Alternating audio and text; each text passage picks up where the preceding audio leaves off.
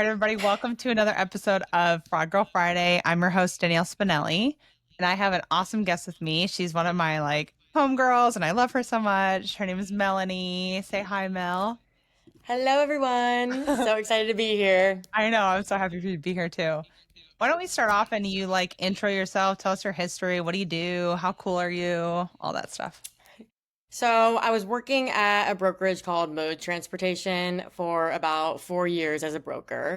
And then our sales manager, Megan at Carrier Assure, who I also went to college with, reached out and asked me if I was interested in sales. And I said, you know what? I can actually see myself doing sales, especially if I'm selling something that I am passionate about and have been dealing with for years now. So, for those of you who don't know what Carrier Assure is, we are a vetting platform that gives carriers an actual score, A through F, and puts them in peer groups based on their fleet size. So you can instantly see how high risk they are before booking. And so it's kind of like a credit score for carriers and takes the guessing out of it, gives you a clear answer on if you want to use a carrier or not without having to sift through manual data points. Yeah, and so we are working on our partnership within my care portal and Carrier. And so Woo! it's been kind of cool. I know I'm so excited for. So So it's been excited. cool learning more about your platform. And I went to your guys's conference in Phoenix, which was what month Yes. again? I think that was Scottsdale yeah, in March. in Yeah. March. And that Yep. was I mean, honestly, that was probably my favorite conference of the whole year because Cassandra's awesome, and so is Melanie, and so is Megan. You guys have a great team. But how she walks around and gets it's almost like having everybody talk on and Yeah. really open up about what's going on with fraud, hmm where I think a lot of people are super scared to talk about it. You know what I mean? And putting everyone in assigned seats so you have to mingle with everyone and not just kind of stay within your groups. But yeah, she is very interactive, so that was great. I know it was great. And Yeah. I'm sure you're like me, where I hear so many things nonstop about different fraud stories, right? Do you hear the same Yep. thing whenever you get new leads and stuff coming in? Absolutely. Yeah, Every day. every day, I know. So you're always trying to learn from every time somebody calls me and tells me this, I'm like, okay, how am I learning from this? And like what exactly went wrong either in their process or within, is if my stuff isn't good enough or whatever. So I think that's Right. really a key thing to know. Um, I guess whenever you're listening to it, are you kind of thinking the same thing or Yeah. And especially right now, you have to have a good SOP in place just because, I mean, I was at a brokerage about a year ago and theft and fraud wasn't nearly as bad as it is now. So you really have to take those extra steps, cross all your T's, dot all your I's to make sure you're covering your own ass. Can I cuss? yeah, I don't care. You're good. I don't care. Um, yeah, and that brings up a good point. So I know we actually talked the other day about let me pull it up right now actually. I'm gonna show that LinkedIn post that Genlogs did. Yes. Let me pull it up real quick and then we'll kind of read it and then we'll dissect into it, right? So basically there was and you can speak on this rather than me, you're the one that actually told me about it, but Hope Trans, it was a driver that fell asleep behind the wheel. They killed four people or four family hmm members in Texas. And Genlogs can see where exactly this carrier was, what their truck looks like. That's kind of Right. what their platform is, just to throw them in. But he was hauling USPS load, and so and from a well-known broker, even on the vetting space of things, I think they looked decent. They didn't look terrible. And I think really what you guys saw was a lot of the safety, and I think that's kind of what I want to talk to you about was how a Yeah. lot of people skip safety now, and I will say I'm really bad about that too. I'm like, screw it. If they're not conditional, I don't care, So I think Right. that's something that I'm interested to hear your take on it, as being a former broker. Yeah, and I think that goes back to putting the proper processes in place. And like you said, a lot of people overlook safety.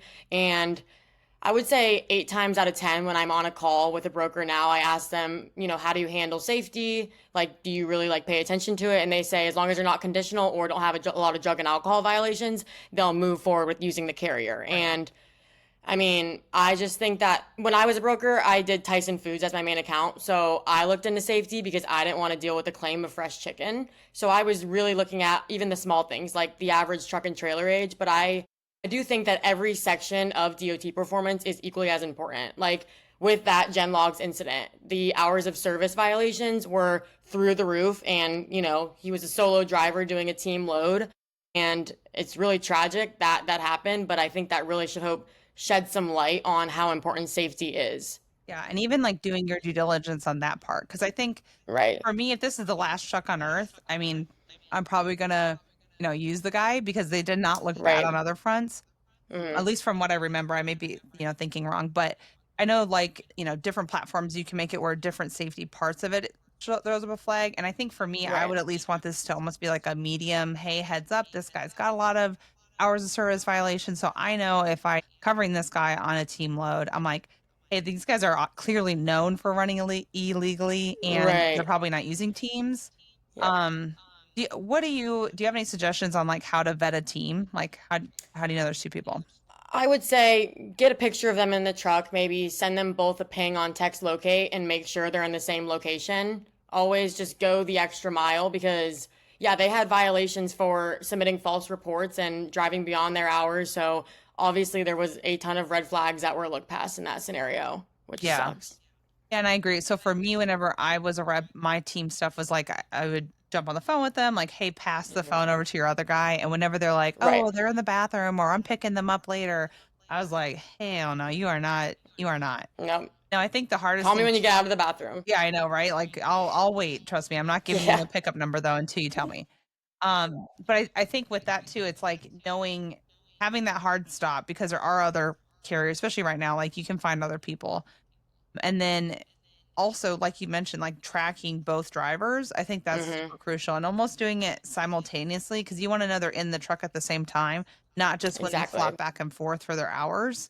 Yep. Because I mean, the guy could be dropped off at his girlfriend's house and mid transit, and then there goes your hours of service stuff. No, literally, because I mean, they're finding ways to get past everything these days. So like, I would not put it past the driver to do anything, and so it's just kind of scary out there. But always going the extra mile, and I know a lot of people don't really want to go through that, and it's tedious and time consuming. But in the end, it's worth it, obviously, and we see that clearly with that example right there. Right. Yeah, and I think that's the biggest thing. Like I had a customer that reached out to me that they had like an issue happen where the carrier had their let me think here, their email hacked and like basically the carrier got into everything, their FMCSA information, they Right. got it everywhere. And that can happen nonstop, but whenever Hmm. they had a sense of like oh, maybe my load is stolen or something, they call the number on the FMCSA and it was the actual carrier and they're like, I don't know what you're talking about. And it's like, Yep. okay, well, there's a clear example of where even like on an onboarding platform, if you're already set up with them and then you're just sending a rate sheet because you know that it's the FMCSA email, that's not enough. Like you have to do No. extra steps. Nope. And that goes into those gaps too, I was going to say, because I feel like once you onboard a carrier, a lot of the time they just go on the back burner and you're like, okay, they met our requirements. They're in our TMS system. We don't have to keep monitoring them. And that's where, right now there's so many MC ownership changes, people buying and selling MCs. So you still need to vet the MC before you use them. Right. So, Yeah, because I know whenever I was a rep, like I had like multiple carriers are like my homies. Like I knew them on a personal level. They were my guys. And like those yeah. guys, I maybe would not look at them every time. But Right. everybody else, Yeah. like if even if it's like a huge carrier and I knew them, really well, I would Yeah. not, I would look up their MC every time, unless if they're like my day in, day out, like I know them, they're my Right. brothers at this point. That would be the Yeah. only way. Yeah, no, there's a different ones. The ones that, you send Christmas presents to, but then there's the ones like obviously like the larger Chicago carriers and stuff like that. Like, yeah, you may use them once a week, but they still can't be fully trusted, obviously. Right. And maybe they're fine fraud wise, but maybe not on safety wise. Yes, Right. exactly. And Yeah. that's really what a lot of people are looking for. And they're like, when I ask them what's important to you in your vetting process, and they're like, well, I just want to find out if they're going to steal my load. And I'm like, I understand that completely. Like, I don't want to get my load stolen either. I don't want fraud to happen. But there is so many more steps and things that can happen. Like, not even with this driver Hope Trans, like all the claims that we talk about. Like, Right. one claim can put a company out of business if it's a smaller brokerage. So, Right, and I know there's that case happening right now, and Matt Leffler is probably going to kill me because I can't remember anything about it. Because he just, met him I saw him at a conference, and he told me the whole thing. But anyways, there's a case that's happening right now where basically they're trying to get the broker to be held responsible because like for hiring neglectful hiring, right. and really on that, and I believe it was just strictly safety that was the issue where Hmm. they weren't. They may have been conditional. I don't really remember all the details But I think that's a good point to remember as a broker, as a shipper, is maybe fraud wise they're okay, but you have to go beyond that too. And obviously fraud's a Exactly. huge big deal, but part of your SOP should be fraud and should be safety. Exactly. No, I completely agree. Are there some like I mean, we talk to people on nonstop UMEs. Are there like certain SOPs that you see like when you're talking to people about their processes? Are there like main things that you're seeing over and over again that you feel like wake up people, you need to be doing this? Besides the safety would be probably the number one for me. I would say checking lane behavior. That's like a recent thing I've seen. And there's so many platforms now that show you where carriers are operating beyond inspections. Hmm. And I have a lot of cases like we partner with Genlogs and I see this carrier calls in asking for a California to Texas load and they're giving them 6 loads a day, but they've only been spotted in Georgia and Florida. And it's like, I get it. They're obviously a real carrier and they have trucks, but they're not like seen in this lane. Like they Right. shouldn't be operating in this lane. So obviously, they're brokering it out. So that's one of the red flags I see. And then probably over relying on insurance. And Cassandra just did a webinar on this, and I think you attended that one. But Hmm. just because the insurance is valid doesn't mean it's legit insurance. Carriers are spoofing COIs and, having those exclusions on their policies. And I think that's really important to look into it. Like I said, it's all tedious stuff, but it's all very important, especially when a claim happens. Yeah, exactly. And I'm Yeah. actually doing, not to throw a plug in there, but I'm actually doing a webinar with TI on TIA August 19th, everybody.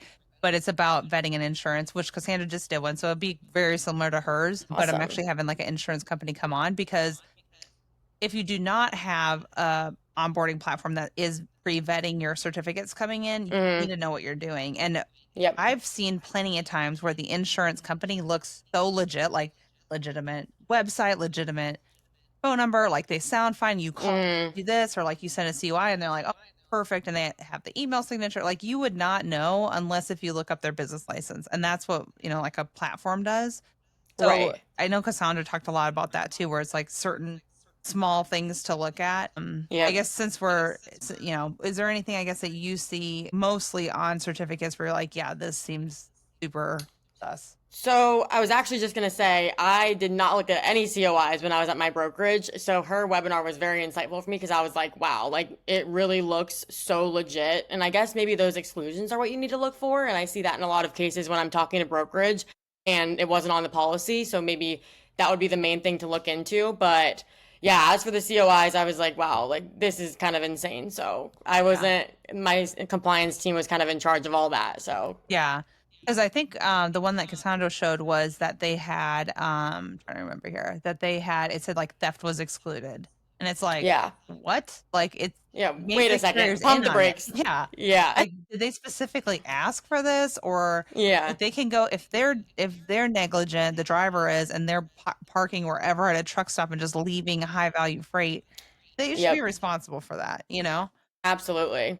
Yeah, Yeah. so that one was very interesting. I don't think I've ever seen a certificate like that. So I was like, I don't know where you guys found that one, but I'm sure there's a lot of them like that out there. Yeah. Yeah, and I think just also verifying who you're working with on like a dispatcher level, on a driver level, making sure you're in Right. communication with shippers. Right. So, since you worked with shippers mostly, like you had you worked on the customer side, Yeah. what I guess is some advice where let's say I'm a smaller broker, I'm worried about losing a customer because I can't cover a lane, but all I see are terrible carriers out there and I'm scared of fraud. What would Yep. be like some good communication points that you can have with a shipper that would be kind of like saving face? Do you have any Yeah. And recommendations?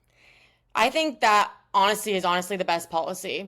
And I think that they would rather you tell them that you can't find coverage rather than the load getting stolen or not getting picked up. And especially since I was hauling fresh chicken, it was very time sensitive. So I was really like on the hunt and I would get all these calls. And obviously, you get sent a load Friday at 4 p.m. and you don't want to stay past your time. And you're like, I want to go home. Like, I want to see my kids, everything. But Yeah. I think that you need to really like communication is key and quality over quantity. Like you can't just be looking to make a buck off the load and can't just be going for garbage carriers because 9 times out of the 10, I mean, don't get me wrong. There was definitely times when I want to get out of there and I put a questionable carrier on a load, but 9 times out of 10, I was spending the night babysitting that load, making sure it picked up on time, and then just staring at the tracking, make sure it delivered on time because it's Yeah. like it's just not really worth it in the long run. Yeah, no, you're exactly right. There's Yeah. definitely been those moments where yeah, I got out of the office on time, but my whole weekend was screwed. Like Ruined. I literally worked all weekend technically, where if I would have just stayed after or had that communication with the shipper, hey, I can't Yep. get this covered right now, but I think Saturday morning I can even have better luck then. Because I think a lot of Yep. people forget that Saturdays drivers still do post their trucks and they're still out there Yep. trying to find freight. I think a lot of Yep. people forget that. So if it is coming over Friday at 4 p.m. and it picks up on Sunday, you possibly could find a great driver on Saturday for that. Yep. No, you're so right. And I mean, yeah, you got to wake up at 8 a.m. And but there is some really good carriers, and a lot of the time you end up saving money, getting a better carrier, and then just having that relationship with the customer. Like it's so important. And I think that, maybe if you can't find coverage for a long, long time, maybe they'll give that lane to another brokerage, but at least you're being honest with them. Yeah, being honest and potentially like avoiding a theft issue. Like I heard Exactly. of a customer who they turned back a load and because they're like, we can't get this covered. I'm sorry, everything that's on there is garbage. Like Mm-hmm. I don't want to put my company at risk, your freight at risk, my company at risk for being held Right. liable for a fraud situation. Yep. And then they turned around, gave that to a different broker, and then it got stolen. It's like, I Like, told you that literally all that's out here is garbage. I told you, you yep. know? Oh, man, that is just horrible. Yeah, and I think on the Yep. shipper level too, they need to kind of get that. And I think they're getting Yep. better.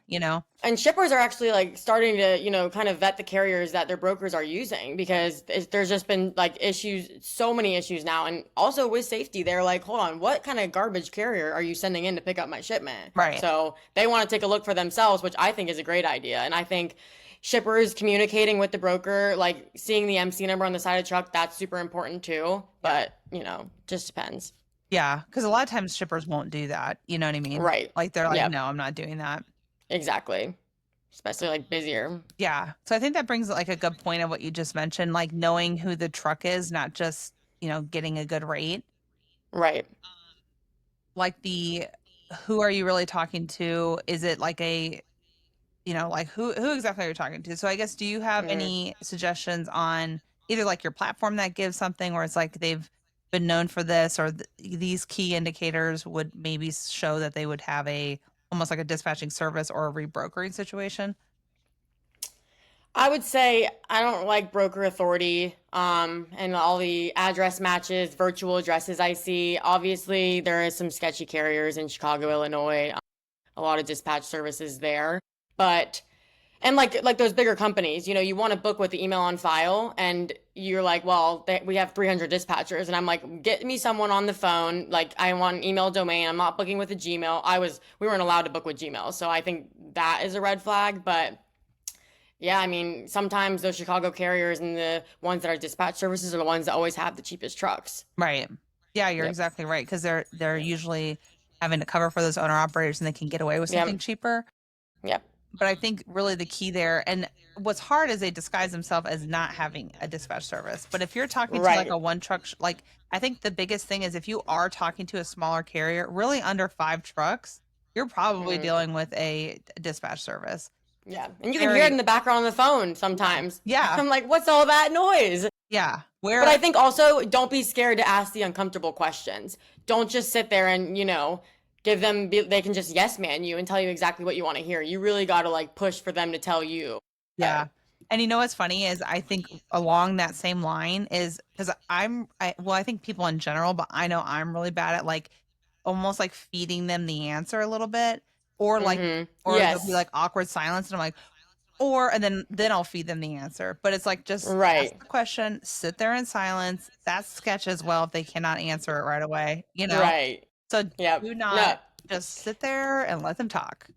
Yep. And I used to call drivers and I'd be like, who am I speaking with? They're like, who are you? And I'm like, no, no, no. Who do you drive for? Like, I'm not going to be like, is this Adam? Do you drive for? Because then they're just going to obviously tell you exactly what you want to hear. Yeah, But yes, yes, yes. Is the name that goes with on the side of your training truck? too. Yeah, is the name Yeah. on the You side of gotta, your truck? Blah blah blah. Yeah, right. Like, no, right. send me a selfie right now. Yeah, that's so funny. No, I definitely agree. So I think another big trend We talked about this whenever we hung out last, was buying and selling MCs, and Yep. totally just the whole, I mean, that is running rampant. And to me, I really feel like carriers are just as responsible if they're selling it. What's your take on it? Right. I think, no, you're right. Carriers are just as responsible, but I think that you need to look at, I think we talked about like how like the carrier's looking on paper. Like this brand new MC already has like a bunch of inspections and stuff. That gives to me that it could have been a bought or sold MCs. Obviously, the contact information changes. I think that that's a clear sign. And I wish there was, a platform that just told you where an MC was sold to, when exactly. But Yeah. unfortunately, that's not the case. So, And they're hiding it it. goes into digging further. Yeah. So I think you have to see like really beyond what's on paper and have those conversations that are sometimes uncomfortable. Right. And that's exactly right. I think a lot of us have gotten really comfortable with email booking Hmm. and auto book and stuff like that. But it's like, and that's great. And that's why like a lot of times people are talking about like having AI take over carrier sales reps jobs. And I'm Right. like, I think that's fine if you have a compliance person that looks at every single carrier that does the Right. AI booking. And are you going to Yep. do that? But you're not on the phone talking to somebody, because you can get those spidey sense feelings. You know what I mean? Right. And it's like, Hmm. "Oh, this guy just he sounds so sus." Like, I Yeah. don't know about him. Yeah. And you have to, people have to want to use better carriers. Like, I talked to some people and I talked to someone the other day and they're trying to defend Landstar to me. And I was like, I'm not gonna have that. And every business is a little bit different. Like, some people really love Right. Landstar, but I think that Exactly. depends on your business. And so, like, if you are having that mentality where it's like, "No, I do need to strengthen things up," or whatever, it's Right. is like taking a deep dive into your processes and be like, "I'm doing this is there's a gap here, or there's a gap there." Yep. Which I know I asked this earlier, but like the biggest gaps that you're seeing, to my biggest gap that I'm seeing is that they do not pick up the phone and verify FMCSA phone call. Like, Right. I The think it's cross crucial. checking. Yeah, I think it's crucial to send a rate sheet, call the FMCSA number. Hey, just making sure you guys got the rate sheet. And even if it's not the dispatcher that's there and they're remote, whatever, they will still see if the rate sheet came in most of the time. Right. Or they'll be able to say, like, oh, let me put you on hold, I'll transfer you to so and so. That's who you're working with. Right. That's the biggest thing I'm seeing. Do you see any other like processes that you're like, what the heck are you guys doing with that extra step? I would say everything that we've mentioned, but also at Cassandra's conference, she was asking, steps that you put in place before booking or how you dispatch a load. And I was shocked that some people are actually putting the pickup numbers on the rate confirmation. That's a I was great like, point. I was never allowed to do that. And if someone even emailed over the pickup number before talking to a driver on the phone, they were, getting in big trouble. But I just think that you have to pick up the phone and verify who the driver is before sending that pickup number and giving them any information. In my case, Tyson was very keen on Four Kites tracking. So until I spoke with them on the phone, then I would not send them the pickup number. And I did spend a lot of hours of my life drivers yelling at me saying, I'm trying to take a shower. And I'm like, okay, like, call me back. I'm sorry. But like, you're doing your job. I'm doing mine. Right, exactly. No, that's a great Yeah. point. And so we used to do it where on our high value loads in particular, we didn't send Hmm. shipper name or address. It just said city and state. That way, if they were Right. wanting to drive there, they could. But like, I didn't have pickup number, I didn't have shipper name, I didn't have address. I just had city and state Right. until I spoke with them. And then once I spoke with them, I'd give them city and state until they tracked. I'd give them pickup number. And then Yep. nowadays, I would do like our VIN verification or what, like, Right. whatever next step it is. Like, maybe you don't have Hmm. MCP and you don't do VIN verification, whatever that next step is, there's got to be something that's like your ELD is not connected. And once that's connected, that's when you get your pickup number. Yeah, Yep. I was shocked with that too. And that's a great point for sure. Yep. But everyone's different. Like you said, everyone has their own risk tolerance, but then you're going to get burned. You got to have proper onboarding and a tech stack in place that you feel confident in. And everybody says, you can have all the tech in the world, but you still have to do your due diligence in the long run. Totally. 100 bajillion% agree. Like, Yep. tech, if there was a tech out there that could solve every single fraud, we wouldn't have fraud. You know what I mean? We wouldn't have We wouldn't jobs. have it. Yeah, well, right. You and me would not have jobs. Or maybe it's one of our platforms that gets it all right. But I think Right. that regardless, they're going to come up with something new. They always do. There's never a way to stay ahead of anything, and that's with every Yep. industry. I think that's something people forget is like they really think, like, let's say. I don't know, you have whatever platform it is, and then you're like, oh, a Hmm. load got stolen and whatever. Okay, but think about all the loads that didn't get stolen or all the things you did, get protected from. That's one Right. thing, but then you also got to think of like what process did I do wrong? And then Hmm. also think about all the other industries out there, like banks, for instance. Banks are getting Right. like hit nonstop or whatever. It's like they Yep. don't even have a foolproof fraud thing. So it's Right. everyone's trying to figure this out because fraudsters are just so much further ahead. Yeah. So I think that if you don't have a compliance team that's kind of overriding carriers, then you really need to make sure all your carrier sales reps are doing the processes that you put in place with your SOP and taking each step down when it comes to, cross-checking the information, having the driver on tracking, and doing every single step so that one carrier sales rep's not doing more than the other. Because then, I mean, the company's still getting burned at the end of the day. Right. Everyone's still one team. And even if you Right. do have a compliance team, I'm big on whenever you're a carrier sales rep, in essence, they're the ones usually getting commission for the sales. Compliance just Right. has a salary. So put this Hmm. back on them. Like whenever if you are like, hey, a carrier has ABC wrong with them, but I vetted with XYZ, and then you're like presenting your case to your compliance team, like make Yep. your team's job a little bit easier. That way they can just Right. focus in on the small details. Because Yes. that's what really stops it is those small little tiny checks that maybe you miss as a carrier sales rep, but they're seeing a lot more things. Yeah. And I am guilty of getting mad at my compliance team. Like, what do you mean this carrier is not good? And they're like, relook at the notes. Like, this carrier Exactly. you don't want to use in shipment. I'm like, all right, but, Right. there Yeah. gets to be those times. 100%. I've definitely Yeah. gotten mad too, where I'm like, are you kidding me? This is the only truck at this rate. You don't even understand Right. how many hours I spent on I'm this. like, I called out to 50 trucks. Come on. And they're like, come Yeah. on. I I'm got to saving both keep of a our jobs realistic here. of it. Yeah. Oh my God. Totally. That like brings back horror moments for me. Right. PTSD a little bit. Yeah. I know. PST. Oh my God. I can't even talk. Yeah. Sometimes I miss it though. Now after like, working in compliance side of things at for this amount of time, I'm like, man, I want to go back and sit in my broker seat and talk to some of these drivers and call their bluff these days. You know what you need to do? So what I do is on some of my customer visits, I'm like, "Hey, can I jump on the phone and cover a load?" They'll be like, Really? "Sure." I'm like, "Hell yeah!" Gosh, It's like that's amazing. it like dusts off the dust off, and you're like being able to jump back in, and it almost like is a nice refresher for me as far as like my compliance sales techniques too, because Right. they're even like the lingo, like whenever like people are like, "Oh, well, will you try my other MC?"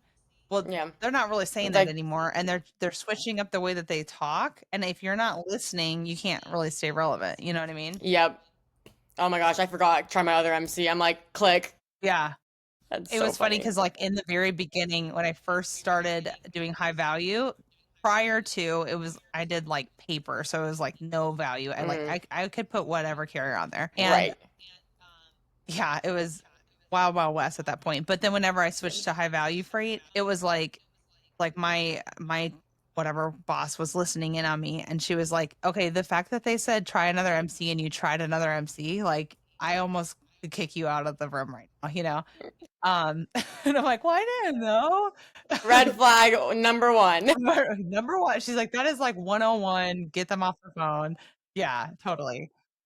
It was Um, nervous too when you first start and you had to, put the carrier on speaker for like everyone to listen to. And I'm like, okay, can you do $100 less, please? yeah, right? And then everyone in the background's like, trying to whatever. Yeah.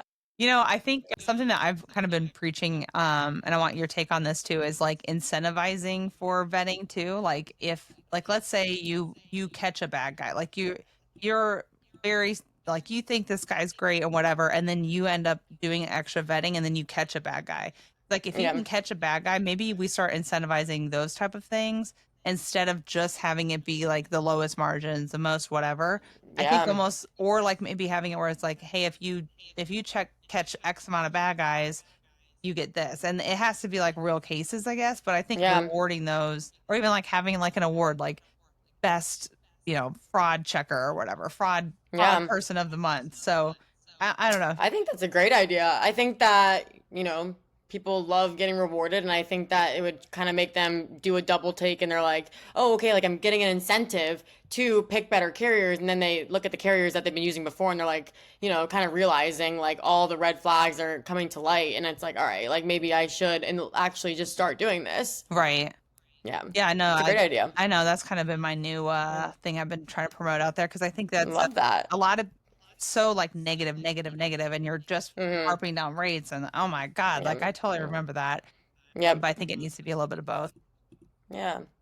Take a Cool. break from getting cussed out by drivers. I know, right? Take some sort of, and if you are getting cussed out, a lot of times, I mean, not all the times, but I have definitely gotten like, "Hey, I can't use you," and then they start blasting you and they cuss Oh, you out. I'm yeah. like, "Oh, Yep. you are no bueno. I know this Actually, you 100%." just proved my point why I can't use you. Yeah. So I guess just while we're talking about that, another thing too, like if a carrier, if you let's say you're like, "Hey, you don't look great on paper. I can't use you. Sorry." Mhm. And then what would be like a way that you would be like, "Okay, let me consider them because they said whatever." Like I guess advice for carriers. I guess they could say, going back to safety, telling me exactly what happened. Obviously, there's really not excuses for like the drug and alcohol violations, but when it comes to like the vehicle maintenance and stuff like that, I can like get some reasoning for that and maybe be like, okay. And then also with the contact information changes, I think it's a red flag, but it's not 100% of the time, all bad. So pick up the phone, like I said, have the conversation with the carrier and okay, we got a new phone number, we switched addresses, this or that, and kind of just understanding exactly where they're coming from, like, and then being able to realize, okay, like this is actually not going to be a fraudulent carrier. Yeah. And I mean, with that too, being like, hey, the reason why I'm not using you is because you changed your phone number within the last 60 Right. days. But also, I think at the same time, you know what I used to do? Because I think another thing is like, I would be like, hey, let me place you on hold. Let me check on this rate. And then I'm calling that old FMCSA number. So I'm not Yeah. telling them this. I'm calling, Right. verifying, hey, is this actually you on the phone? Okay, great. Hanging up. And then I can go back Yep. to my call. But I think too many times people are like, I'll call your other FMCSA phone number. And now I'm hearing a lot of times they're rerouting those calls. They're however Hmm. able to do that now, which is so Oh scary. man, I so know it's like scary. another thing that can happen. So I think, Everything's so frightening. yeah. So I think that's another step that you can do to like mitigate, that risk. Yeah, no, definitely, and just always going the extra mile and the extra 5 minutes on the phone, I promise is worth it. Right. I know it definitely can So, save you. yeah. Well, I guess if you want to wrap this up and tell me a little bit more about Carrier Sure and I guess like what sets you guys apart because I know a lot of people have like Care 411 or they have an onboarding platform or like so why would Yeah. they need Carrier Sure? Yeah, and so everyone uses us alongside their onboarding platforms just to help fill in all these gaps that we talked about because, a carrier can get through the onboarding requirements and then sit in your system and we are keeping that risk score, taking data from FMCSA, Project 44, Genlogs, kind of creating the score with our own algorithms and putting them in peer groups too. So, not comparing each carrier to the national average. We're saying, okay, this 5 truck carrier will be compared to other carriers that have 5 trucks. So seeing how they're performing amongst their peers is really important when it comes to especially safety. So you Yeah. can see, okay, like a 1 truck carrier compared to a 10,000 truck carrier, like the information's not going to be matching up. But I think it's great that we are integrating so then we can kind of piggyback off what MCP does and then have a little glimpse of Carrier Assure in the platform. And I think it's going to be really a game changer. Yeah, I think having as much I mean, it stinks to be like, one platform isn't enough, but I don't Right. think it is. I mean, I nowadays I think unless if you are really going the extra mile and taking the extra time, it's Yeah. not like you have to you're gonna have to have a full blown tech stack. Whether that's Right. like vetting the emails that are coming through, make sure those aren't spoofed, or the phone that's doing that. Like, Yep. there's so much you can do. Yep. But yeah, I just think it's a Yep. wild game out there. And that's what's nice too, is I talk about, time consuming this and that and like taking the extra steps, but with the score, you can look at a carrier and they have a flat F and you're like, okay, like I'm just moving on to the next. Like I Yeah. don't want to waste my time on them. So it's kind of like, goes back to like not manually sifting through all the data points and having to go through the FMCSA every single violation they've had for safety. You can look at carrier assurance and say, okay, you're in the bottom 1% when it comes to hours of service, pass. Right. And I think the peer group thing is huge. Yeah. Like those small carriers, a lot of times they were like oh, well, it's just because of whatever. And it's like, and to me, a one truck show, really anything under five, they should be taking each and every truck like so, like that is their business. Like Absolutely. you should be Right. 100% on everything.